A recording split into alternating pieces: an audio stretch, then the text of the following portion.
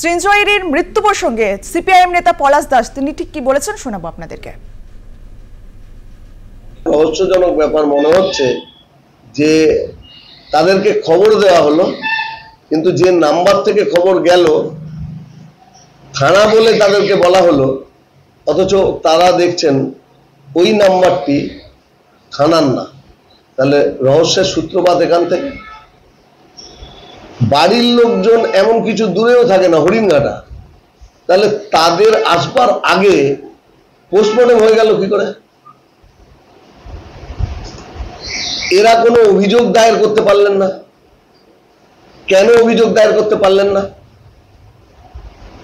এরপরে যে প্রসেসে বডি হ্যান্ড ওভার হয় তাতে অনেকগুলো থানা যুক্ত থাকে, যেমন